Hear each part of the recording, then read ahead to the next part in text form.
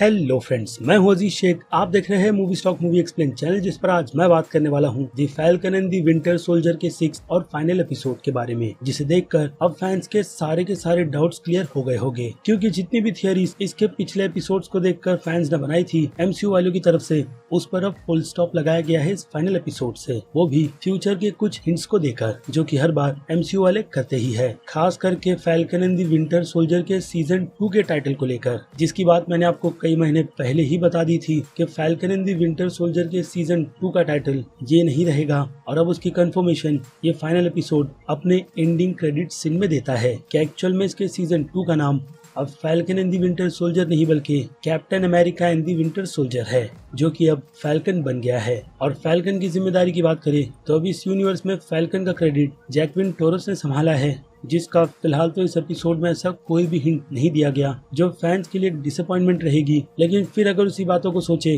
कि ये एमसीयू का यूनिवर्स है जहाँ पर चीजों को काफी स्लोली बिल्ड किया जाता है, तो मेरे हिसाब से ये एंडिंग भी बिल्कुल परफेक्ट है। बाकी पावर ब्रेकर और इसके पोस्ट क्रेडिट सीन में क्या हुआ, मैं उसकी भी बात इस वीडियो में करने वाला हूँ, और साथ ही साथ इस एपिसोड की पूरी एक्सप्लेनेशन भी। यानी कि वीडियो फुल ऑफ स्पॉइलर है, जिस बात को आपको ध्यान में रखना चाहिए। और अब ज्यादा टाइम ना वेस्ट करते हुए चलिए बात करते हैं उन सभी की सभी डिटेल्स की। लेकिन आगे बढ़ने से पहले हमेशा की तरह एक छोटी सी रिक्वेस्ट, जो की है इस चैनल को सब्सक्राइब, वीडियो को लाइक और शेयर करने की। सो फ्रेंड्स, तो इस एपिसोड की शुरुआत वहीं से की जाती है जहां इसके 5th एपिसोड को खत्म किया गया था। यानी कि कार्ली अपने लोगों को लेकर पूरी तरीके से रेडी है जीआरसी पर हमला करने के लिए, वो भी एक प्रॉपर प्लानिंग के साथ, जहां पर सबसे पहले बकी और सैम दोनों पहुंच गए हैं। लेकिन हमें वहां पर सैम की झलक नहीं दिखाई जाती, यानी कि फैंस को थोड़ा और वेट करना पड़ता है फैल्कन का नया सूट देखने के लिए। और हम वहाँ पर बकी को देखते हैं ग्राउंड रिपोर्टिंग करते हुए कि जीआरसी के ग्राउंड पर हालात है कैसे, जहाँ पर उसकी मुलाकात एक अननोन शख्स से होती है, जो बाद में हमें पता चलता है कि और कोई नहीं बल्कि सैरन कॉटर है, जो वहाँ पर अपने फेस को चेंज कर आई है। जैसी टेक्नोलॉजी हमने ब्लैक विडो यानी कि नताशा को यूज करते देखी थी film captain America winter soldier में। तो मुझे अच्छा लगा कि एमसीयू वाले इन छोटी डिटेल्स पर काफी ज्यादा ध्यान रख रहे हैं, ताकि फैंस को अब इन सीरीज के जरिए इस यूनिवर्स को और भी काफी ज्यादा डीप एक्सप्लोर कर बताया जाए। और हाँ, शैरन का यहाँ पर इस तरीके से आना काफी ज्यादा क्वेश्चन भी रेज करता है, लेकिन वो यहाँ पर बकी को यह कहकर टाल देती है कि वो उनकी मदद के लिए यहाँ पर आई है, जिसके पीछे शैरन का अलग ही मकसद है, जिसके बारे में मैं आगे बात करूंगा। क्योंकि अगले सीन में हमें सैम के कैप्टन अमेरिका का लुक दिखाया जाता है, यानी कि उसके नए सूट का, जिस वकांडन टेक की टेक्नोलॉजी के सूट को पहनकर सैम ने ये बात कंफर्म कर दी है कि उसने खुद को कैप्टन अमेरिका मान लिया है, जिसकी प्रेजेंट वहाँ पर वही काम कर रही है, यानी कि लोगों को बचाकर उनकी सेफ प्लेस पर पहुँचाने का, जहाँ पर उसका इंतजार बैट ट्रक भी कर रहा था। जिसके बाद उन दोनों में फाइट शुरू हो जाती है और कार्ली को यहाँ पर मौका मिल जाता है अपने प्लान को अंजाम देने का, जिस प्लान में वो सारे के सारे जीआरसी के लोगों को उस काफी हाईटेक सिक्योरिटी बिल्डिंग से बाहर निकालना चाहती है। और ऐसा हो भी रहा है, क्योंकि इसमें उसकी मदद लेनिक्स नाम का एक शख्स कर रहा है। जिस कैरेक्टर की बात करें तो लेनिक्स नाम का एक कैरेक्टर एमसीयू के यूनिवर्स में है, और ये कैरेक्टर कार्ली के लिए नहीं बल्कि पावर ब्रोकर के लिए काम करता है। यानी कि लेनिक्स पावर ब्रोकर का काफी खास आदमी है, जी हाँ, कॉमिक बुक में। क्योंकि इस एपिसोड में उसका काम शैरन काफी आसानी से तमाम कर देती है, किसी मर्क्यूरी वेपर नाम की गैस को यूज कर, वो भी तब जब लेनिक्स उन सभी के सभी जीआरसी मेंबर्स को एक ट्रक में बैठाकर एक काफी अच्छे गैजेट से उस डोर को लॉक कर देता है, ताकि वो लोग अंदर से उस डोर को खोल ना पाए। और शैरन यहाँ पर एक अच्छा खासा मौका देखकर उस डिवाइस को लेनिक्स के बुलेट प्रूफ वेस्ट में डाल देती है, और कार में लेनिक्स के कैरेक्टर की मौत हो जाती है, जिससे इस कैरेक्टर के आगे आने के चांसेस यहीं पर खत्म हो गए। और अब कार्ली की बात करें तो कार्ली ये सब कुछ कहीं सेफ प्लेस पर रहकर दूसरों को ऑर्डर देकर कर रही है, क्योंकि उसके प्लान में वो पहले तो बकी को बिजी करती है फोन पर अपनी बातों से, ताकि उन लोगों को टाइम मिल जाए अपने मिशन को अंजाम देने का, जो कि उन्हें मिल भी गया। और बकी भी ये बात समझ गया कि कार्ली उससे फोन पर बात कर बस उलझाने की कोशिश कर रही थी। जिस बातचीत में हमें यही बताया जाता है कि बकी कार्ली के प्लान में बिल्कुल भी इन्वॉल्व नहीं होना चाहता, बल्कि उसके सारे के सारे डिसीजन बिल्कुल गलत है, जिसका आगे चलकर उसे काफी ज्यादा पछतावा होगा। क्योंकि ये सब कुछ बकी ने भी अपनी लाइफ में एक्सपीरियंस किया है, इसलिए वो यहाँ पर कार्ली को सलाह देता है, जो वो बिल्कुल भी नहीं मानती। और फिर क्या, बकी मौका देखकर एक स्पोर्ट्स बाइक लेता है और सीधे उन गाड़ियों का पीछा करना शुरू कर देता है। और शैरन फैल्कन को बताती है कि एक सेनेटर चॉपर की मदद से जा रही है, जहाँ पर ऑब्वियसली उन्हें भी किडनैप कर लिया गया है, उस प्लेन में बैठे सुपर सोल्जर्स की मदद से। और फिर सैम भी यहाँ पर मौका देखकर बैट ट्रक को चकमा देता है और सीधे उस प्लेन को चेस करने के लिए निकल पड़ता है, जिस चेजिंग में हम सैम को कई सारे कारनामे करते हुए देखते हैं। और फैंस को भी यही दिखाया जाता है कि सैम का वो नया सूट जो वकांडा वालों ने बनाया है अपनी टेक से, वो कितना ज्यादा पावरफुल है। जिस सूट में सैम के पास खुद के 2 रेड विंग है और उनकी टेक भी काफी ज्यादा हाईटेक है, जो सामने वाले शख्स को फेस रिकॉग्नाइज से ही यह पहचान लेती है कि उनकी स्किल्स क्या क्या है और उनकी हिस्ट्री क्या है। क्योंकि सैम को यहाँ पर जरूरत है उस चॉपर को चलाने के लिए एक पायलट की,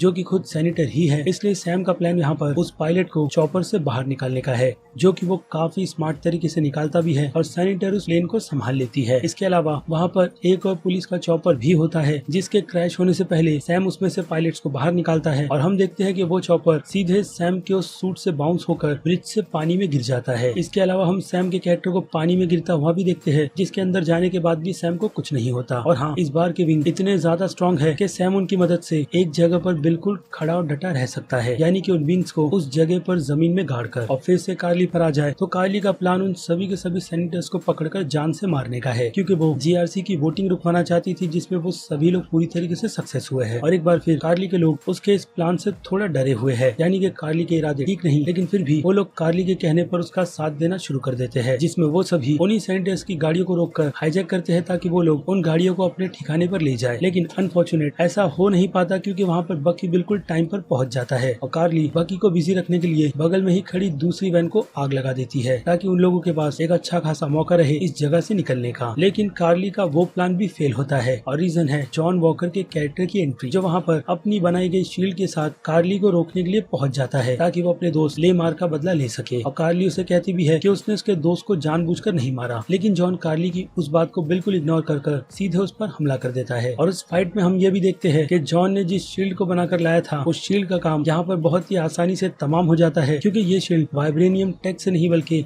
एक नॉर्मल मेटल से बनी हुई है। और इस बीच बकी को मौका मिला है उन सेनेटर्स को वहाँ से छुड़ाने का, जिसका वो फायदा उठाते हुए काफी अच्छी तरीके से करता भी है। यानी कि बकी यहाँ पर एक वैन में से सेनेटर्स को निकालने में कामयाब होता है और दूसरे के करते वक्त फिर से कार्ली के लोग उसे रोक देते हैं। और यहाँ पर उन लोगों के बीच एक काफी जबरदस्त फाइट होती है, जिस फाइट के दौरान कार्ली मौका निकाल लेती है उन सेनेटर्स से भरी हुई वैन को एक जगह से नीचे फेंकने का। लेकिन अनफॉर्चुनेट कंस्ट्रक्शन के चलते वो वैन आधे में ही लटक जाती है, जिसके बाद जॉन को ये डिसाइड करना होता है कि वो कार्ली के पीछे जाकर उसे मारे या फिर सभी के सभी सेनेटर्स को बचा ले, जिसका डिसीजन जॉन काफी अच्छे से लेते हुए हमें यही बताता है कि वो एक अच्छा कैरेक्टर है, ना कि बुरा। और दूसरी तरफ बकी भी जॉन को ऐसा करते हुए देखता है, और हाँ, वहाँ पर खड़े हुए लोग भी। और फिर क्या, कार्ली फिर से अपने लोगों के साथ आकर जॉन को भी वहाँ से नीचे फेंक देती है और खुद भी नीचे गिर जाती है। और फिर जैसे ही वो वैन नीचे गिरने वाली होती है तो वहाँ पर एंट्री हमारे नए कैप्टन अमेरिका की हो जाती है, जो उस वैन को अपनी विंग और हाँ रेड विंग्स की मदद से ऊपर उठाकर सभी के सामने रख देता है और सभी लोग उसे कैप्टन अमेरिका मान लेते हैं। जिसके बाद रेड विंग वहाँ पर सभी के सभी सेनेटर्स को उस वैन में से आजाद करता है और ये सभी जैसे ही फाइट करने वाले होते हैं तो बैट ट्रक वहाँ पर स्मोक ग्रेनेड कर सभी को वहाँ से भगा देता है। और फिर सैम, बकी और जॉन फ्लैग स्मैशर के लोगों को ढूंढना शुरू करते हैं, जहाँ हमारे सामने रिवील किया जाता है सैरन कार्टर का, जो असल में पावर ब्रोकर है। लेकिन ये बात वहाँ पर खुद सैरन कार्टर नहीं बल्कि बैट ट्रक आकर करता है, जो वहाँ पर सैरन को ब्लैकमेल और दुगने पैसे मांगने की डिमांड करता है, जिसके बदले में सैरन देती है उसे मौत, ताकि उसका राज किसी के भी सामने निकल कर ना आए। लेकिन बात करें कार्ली की, तो कार्ली सैरन को देखकर काफी अच्छी तरीके से समझ जाती है कि वो कौन है और उसने उसके साथ मिलकर क्या क्या काम किया है। और सैरन यहाँ पर उसे यही समझाने के लिए आती है कि उन लोगों को मिलकर काम करना चाहिए। लेकिन कार्ली फिलहाल तो इन सभी बातों के मूड में बिल्कुल भी नहीं, जो वहाँ पर सैरन को गोली मार देती है, ताकि सैरन अपना डिसीजन ले लेके उसे कार्ली के साथ क्या करना है। क्योंकि जब कार्ली वहाँ पर सैम के साथ फाइट करने वाली होती है तो सैम उससे फाइट बिल्कुल भी नहीं करता है और यही कहता है कि सभी को सुधरने का मौका मिलना चाहिए। यानी कि वो यहाँ पर कार्ली को मौका दे रहा है एक सही राह पर आने का, जिसमें कार्ली काफी देर कर देती है, क्योंकि वो जैसे ही सैम को गोली से मारने वाली होती है तो सैरन यहाँ पर अपना मौका देखकर कार्ली की जान ले लेती है, जिससे तो अब पक्का है कि सैरन का राज किसी को भी पता नहीं चलने वाला, क्योंकि देखते ही देखते कार्ली वहाँ पर अपना दम तोड़ देती है। जिसके बाद सैम कार्ली को अपने साथ लेकर वहाँ से चला जाता है और पावर ब्रोकर के बाकी दूसरे मेंबर्स को जॉन और बकी उन्हीं के ऐप को हैक कर एक ट्रैप में फंसवा देते हैं, जिससे कि पुलिस उन सभी फ्लैग स्मैशर को अपनी कस्टडी में ले लेती है। और अब इतना कुछ हो जाने के बाद भी उन सेनेटर्स के दिमाग में ये बात नहीं गई कि ये सभी लोग जो टेररिस्ट बने हुए हैं वो असल में टेररिस्ट नहीं बल्कि सुकून चाहते हैं, जैसी दुनिया थैनोस के फिंगर स्नैप के बाद थी। लेकिन गवर्नमेंट या फिर कहूँ जीआरसी वाले लोग इसमें चेंजेस यही करना चाहते हैं कि जो लोग उनकी कंट्री के नहीं है उन्हें वापस उनकी कंट्री भेजा जाए। लेकिन सैम उन्हें समझाता है कि ये सब कुछ कर कुछ भी सुधरेगा नहीं और लोग उनसे और नफरत करने लगेंगे। ऐसे में जीआरसी वालों को सबसे ज्यादा ध्यान उन सभी पर देना चाहिए जो लोग इस हादसे के शिकार हुए हैं, यानी कि फिंगर स्नैप के बाद के बचे हुए लोग। इससे कार्ली के किए गए कारनामे लोगों के बीच बिल्कुल लेजेंड्स तरीके से याद नहीं रखे जाएंगे और लोग अपनी नॉर्मल लाइफ में बिल्कुल नॉर्मल हो जाएंगे। और सैम की एक कैप्टन अमेरिका की स्पीच टीवी पर दिखाई जाती है, जिसे उसकी बहन टोरोस,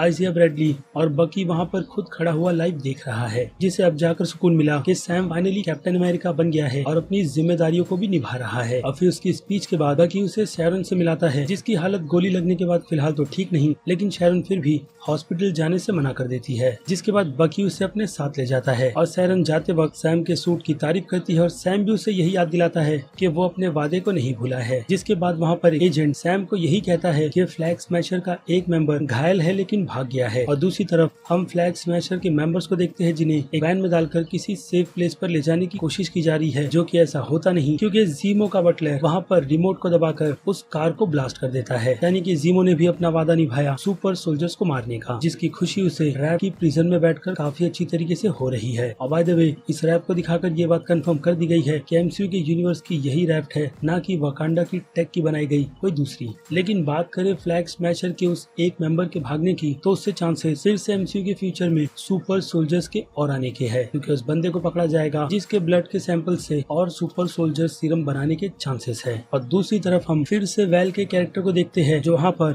यूएस एजेंट को उसका नया कॉस्ट्यूम और यही नाम देने के लिए आई है, जिस नाम को जॉन ने हंसते हंसते एक्सेप्ट कर लिया है और वो वेल की एक अननोन टीम में शामिल हो गया है। कौन सी टीम, उसकी डिटेल मैंने आपको इसकी पिछली वीडियो में बताई थी। और अगर उसके हिंट की बात करूँ तो वो हिंट थंडरबोल्ट की टीम का है, जिन्हें ऐसे मिशन दिए जाते हैं जिन मिशन को अवेंजर्स नहीं कर सकते। रीजन है वैसे मिशन से जुड़ी हुई कई सारी कंट्रोवर्सीज जो लोगों की नजर में काफी ज्यादा आएगी और उससे होगी अवेंजर्स की बदनामी। और वेल के कैरेक्टर की भी थोड़ी बहुत हिस्ट्री मैंने आपको इसकी पिछली वीडियो में बताई थी, जिस कैरेक्टर को अब हम एमसीयू के यूनिवर्स की फिल्म ब्लैक विडो में देखने वाले हैं। और उस फिल्म में इस कैरेक्टर को रूमर के अकॉर्डिंग और भी काफी ज्यादा एक्सप्लोर किया जाएगा, जो यहाँ पर सिर्फ यूएस एजेंट को उसका कॉस्ट्यूम ही देकर चली जाती है। और इससे ये बात भी बिल्कुल साफ होती है कि जॉन एमसीयू के इस यूनिवर्स का यूएस एजेंट तो है, लेकिन एक एंटी हीरो जो अपने फैसले वेल के कहने पर ही लेगा। और दूसरी तरफ हम बकी के कैरेक्टर को भी देखते हैं, जो नाकाजिमा के पास आकर उन्हें सच्चाई बता देता है कि उनके बेटे की मौत और किसी ने नहीं बल्कि उसने अपने हाथों से की थी। जिस बात को सुनकर नाकाजिमा को दुख होता है और वो उससे यही पूछते हैं कि उसने ऐसा क्यों किया था। और बकी का जवाब यही होता है कि उस वक्त वो खुद के कंट्रोल में नहीं था।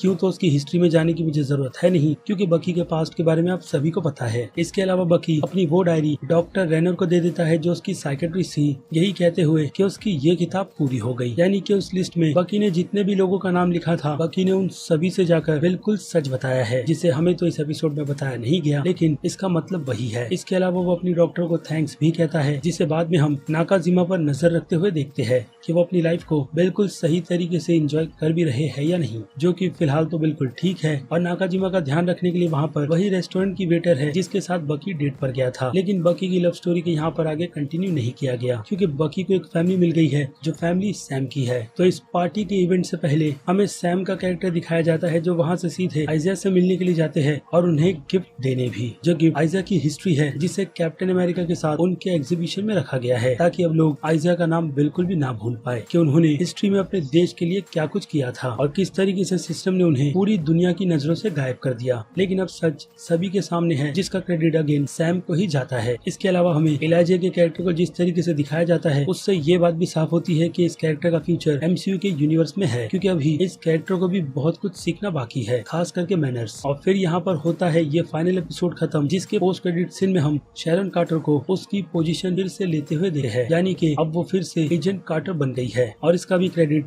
सैम को ही जाएगा, जिसने अपने वादे को निभाया। लेकिन इस क्रेडिट को लेते वक्त हम शैरन के चेहरे पर एक अजीब सी खुशी और अंदर से दुश्मनी भी देख सकते हैं, जो वो डेफिनेटली इस सरकार को लेकर करती है, क्योंकि शैरन को जिस कारण से इतनी बड़ी सजा मिली थी इतने सालों तक, वो इतनी भी ज्यादा बड़ी नहीं थी, लेकिन फिर भी इस गवर्नमेंट के चलते उसे पूरी तरीके से भुला दिया गया था, जिसने अपनी एक अलग ही दुनिया मेट्रोपोल जैसी काफी खतरनाक सिटी में बना ली है, जिस पोजीशन को वो डेफिनेटली बिल्कुल भी नहीं छोड़ेगी। लेकिन शैरन के इस फैसले से हमें ये बात भी पता चलती है कि वो किसी शख्स के कांटेक्ट में है जो फैंस के हिसाब से उसकी बॉडीगार्ड कही जा रही है, लेकिन मुझे लगता है कि ये शायद और कोई नहीं असली पावर ब्रोकर हो सकता है जिसने सैरन को उसकी फिर से वही नौकरी करने का सजेशन दिया होगा जहाँ से वो गवर्नमेंट के कई सारे राज को लीक कर खुद का फ्यूचर और अच्छी तरीके से बना सकती है। ये गवर्नमेंट किस तरीके की प्लानिंग कर रही है क्रिमिनल्स को लेकर। इसके अलावा वेपन्स और कई सारे सीक्रेट डॉक्यूमेंट्स पर भी सैरन की पर्सनली नजर रहेगी। जिन सभी चीजों को बेचने की बात वो फोन पर उस शख्स से कर रही है। और यहीं पर ये पोस्ट क्रेडिट सीन भी खत्म होता है, यानी कि सैरन के कैरेक्टर को भी लेकर अभी भी कई सारे राज खुलना बाकी है, जिसके कुछ हिंट तो मैंने आपको दे दिए हैं। बाकी आप अपना दिमाग खुद चला लीजिए, क्योंकि यहाँ पर होती है ये वीडियो खत्म। जिसे लेकर आपकी क्या राय है उस बारे में मुझे कमेंट कर जरूर बताइएगा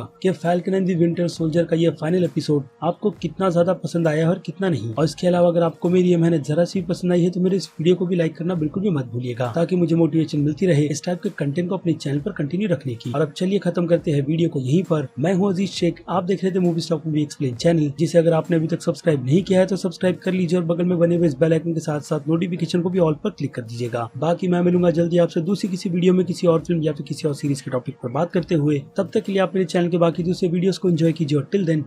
बाय।